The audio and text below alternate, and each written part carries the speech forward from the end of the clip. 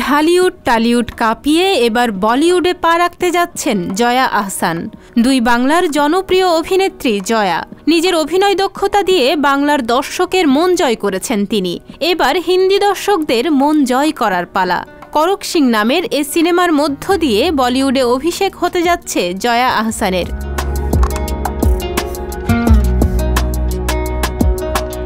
হিন্দি ভাষায় সিনেমাটি নির্মাণ করবেন কলকাতার পরিচালক অনিরুদ্ধ রায়চৌধুরী, যেখানে নাম ভূমিকায় রয়েছেন বলিউডের খ্যাতিমান অভিনেতা পঙ্কজ ত্রিপাঠী এবং মুখ্য ভূমিকায় দেখা যাবে জয়া আহসানকে।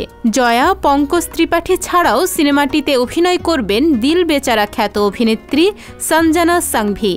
এছাড়া পশ্চিমবঙ্গের বেশ কয়েকজন অভিনয় শিল্পীকে দেখা যাবে এ সিনেমায়।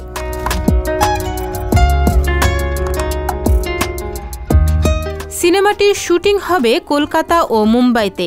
সবকিছু ঠিক থাকলে আগামী ডিসেম্বরের প্রথম সপ্তাহেই ছবির শুটিং শুরু হবে বলে ভারতীয় গণমাধ্যম জানিয়েছে।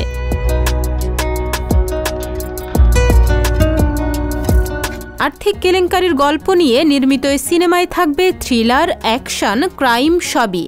এর আগে দেশের বাইরে কলকাতার সব বাঘা অভিনেতার সঙ্গে অভিনয় করেছেন বাংলাদেশের নন্দিত অভিনেত্রী জয়া আহসান।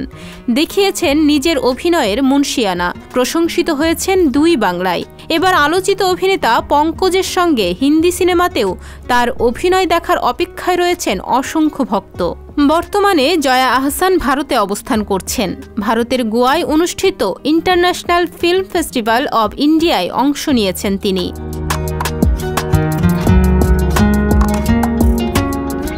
তাহনিয়া ইয়াসমিন, বিনোদন ডেস্ক, সংবাদ প্রকাশ।